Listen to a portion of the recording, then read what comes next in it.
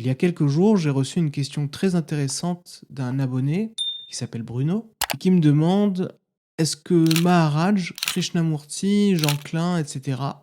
faisaient payer leurs meetings, leurs rencontres. Alors j'ai répondu à son commentaire, mais je me suis dit que ça pourrait faire une bonne vidéo. Effectivement, on pourrait penser qu'argent et spiritualité ne font pas bon ménage. Il me vient un précepte médiateur de la pensée Vishnu qui est que tout bien que tu détiens est un souci qui te retient. Et Skippy est là pour nous ôter tous nos soucis. À tout le moins, ça peut créer un malaise chez certains de voir que tel ou tel enseignement se menait parfois à prix d'or. Je vais là donner simplement mon avis, il n'y a pas de vérité absolue en la matière et je n'ai absolument aucune autorité pour dire ce qui est bien ou mal. Et d'ailleurs, n'hésitez pas à me dire dans les commentaires ce que vous en pensez. Alors à titre personnel, mais ce n'est que mon avis, je pense que l'argent ne doit pas être un obstacle à l'accès aux enseignements dits spirituels, aux enseignements voués à la découverte de notre nature profonde et à la libération de la souffrance. Je pense également que ce qui a été donné gratuitement doit être partagé gratuitement. Et au fond, on voit que les maîtres et les enseignants, la plupart du temps, consacrent au moins une partie de leur temps à transmettre gratuitement, que ce soit via des vidéos, des articles de blog, des interviews, des questions-réponses, etc. Mais d'un autre côté, je comprends également que les enseignants qui consacrent l'intégralité de leur vie à la transmission de leurs enseignements, notamment via des meetings, des satsangs ou des rencontres individuelles, souhaitent qu'elles soient payantes dans la mesure où il s'agit de leur seul moyen de subsistance. Il ne faut pas non plus oublier que certains enseignements en présentiel ont un coût pour l'organisateur, salle, repas, déplacements, etc.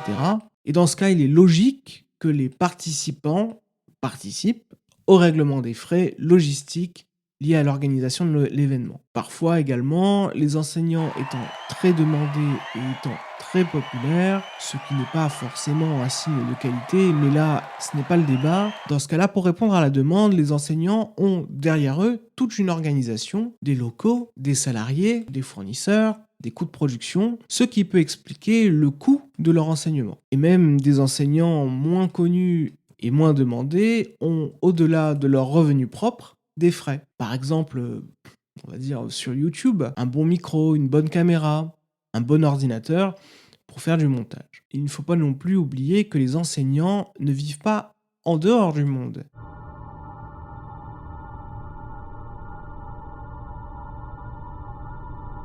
Et que l'argent n'est pas plus ou moins spirituel qu'autre chose. Le principal point positif que je vois à mettre un tarif aux enseignements est que cela implique davantage la personne qui reçoit l'enseignement, elle y accordera nécessairement plus de valeur et elle sera plus prompte à prendre à cœur ce qui lui est transmis. Elle cherchera quelque part à rentabiliser son investissement. Et bon, comme dans toute chose, le fait de faire payer des enseignements comporte des points négatifs, et ces points négatifs sont assez évidents. C'est-à-dire que du moment où l'enseignant va tarifer ses interventions, il risque alors de ne plus être vraiment authentique ou indépendant, mais il va se retrouver dans la situation où il va devoir délivrer des enseignements pour pouvoir gagner sa vie. Et je n'évoque pas là, évidemment, les débordements que l'on peut très bien imaginer. Pour ma part, et après plusieurs années de réflexion, et au vu des retours positifs que vous m'adressez par mail ou en commentaire, et d'ailleurs je vous en remercie, j'ai choisi très récemment de me consacrer à plein temps